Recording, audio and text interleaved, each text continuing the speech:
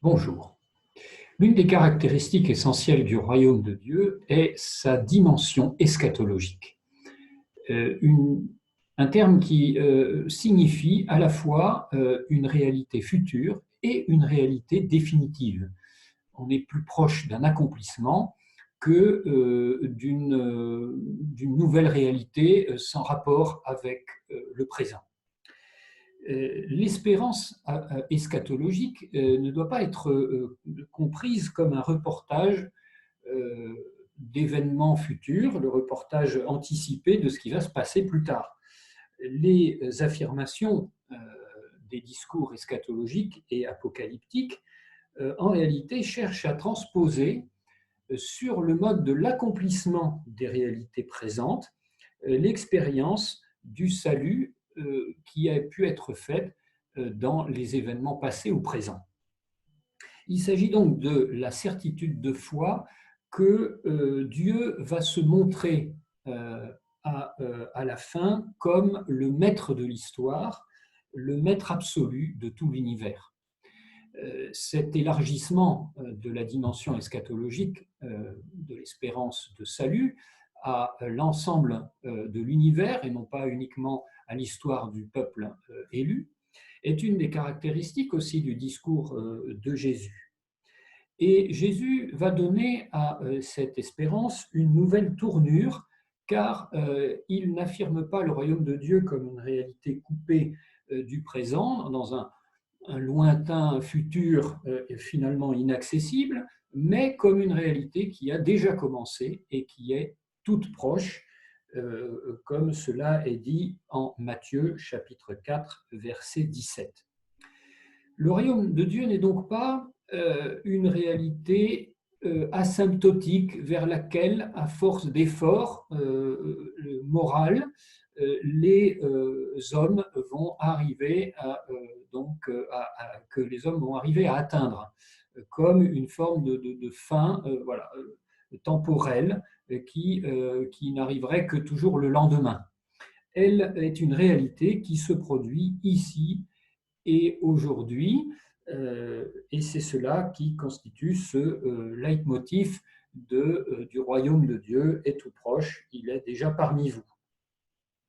Alors cet enthousiasme exubérant qui est porté par cette dimension eschatologique est parsemé aussi de doutes et d'échecs.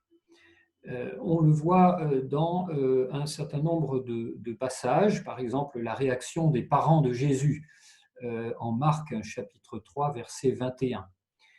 Et ce qui fait dire à Walter Casper dans son ouvrage Jésus le Christ, il dit ceci: le royaume de Dieu vient ainsi dans l'obscurité, dans l'échec. Cela peut donner sens à ces textes qui décrivent le royaume de Dieu comme une réalité enfouie, une réalité cachée, une réalité peu évidente.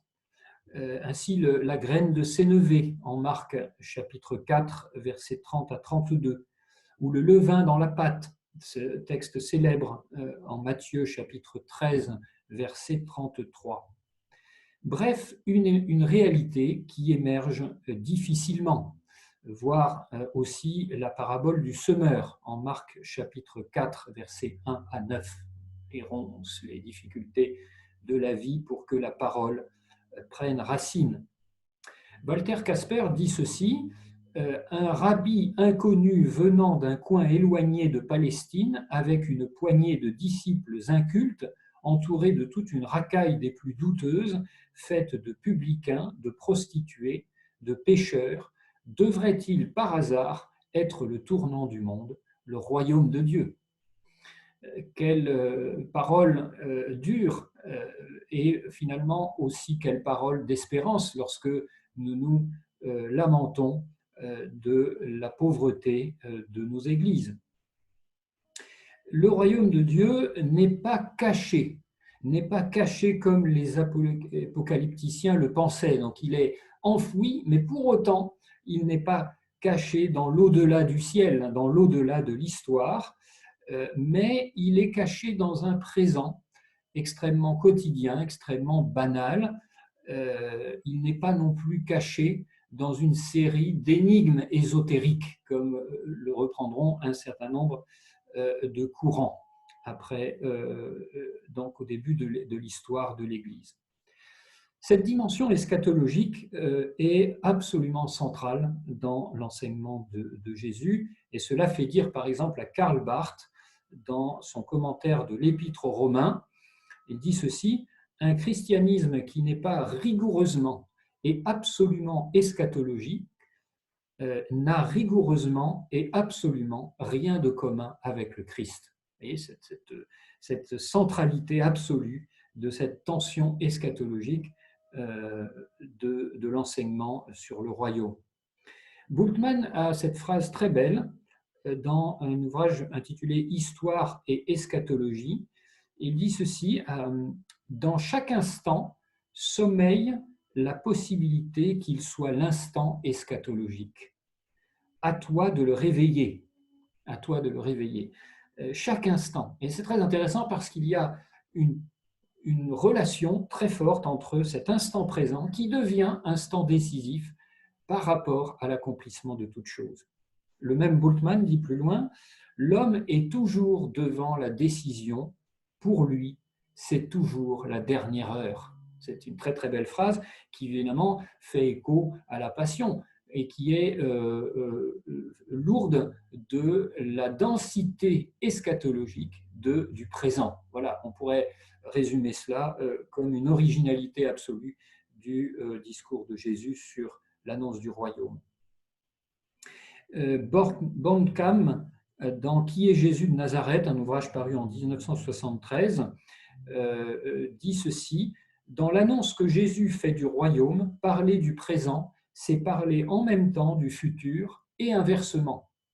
L'avenir de Dieu est l'appel de Dieu adressé au présent, et le présent est le temps de la décision à la lumière de l'avenir de Dieu. Une phrase un peu complexe, mais qui met bien en relation avenir et présent, le présent prenant ainsi une forte densité théologique. Jésus a parlé de la venue imminente du royaume, la basileia en grec, et on voit bien que cette venue est, si elle est au cœur de son message, n'est pas tout à fait visible et évidente, d'où la tension permanente du chrétien à l'invoquer, cette venue, dans la prière du Notre Père, qui est que ton règne vienne, que ton royaume vienne, on pourrait dire, en Matthieu chapitre 6, verset 10, ou en Luc 11, 2. Alors, cette tension, cette difficulté, Walter Casper propose de la solutionner par l'idée qu'il y a un dialogue qui s'instaure entre Dieu et l'homme. La promesse de Dieu, dit Casper, ouvre à l'homme une nouvelle possibilité. La manière concrète de sa réalisation dépend cependant de la décision de l'homme, de sa foi ou de son incroyance. Et donc, on voit dans cette proposition une situation, que la situation présente est présentée comme ce que Casper appelle une situation de décision eschatologique. Chaque instant présent, reprenant la même idée que celle qui est exprimée par Rudolf Bultmann, l'homme est toujours devant la décision, pour lui c'est toujours la dernière heure, et bien Casper qualifie la situation présente comme situation de décision eschatologique. Rappelez-vous les paraboles du royaume avec l'homme qui mobilise le présent en vue d'une réalité eschatologique. Il y a donc dans le message de Jésus un débordement de la promesse qui ouvre une espérance pas encore réalisée, mais mobilisatrice pour le présent, une espérance qui se réalisera seulement lorsque Dieu sera tout en tous, ainsi que saint Paul l'exprime dans la première épître aux Corinthiens, au chapitre 15, verset 28. Cette espérance eschatologique doit en effet marquer toute Christologie.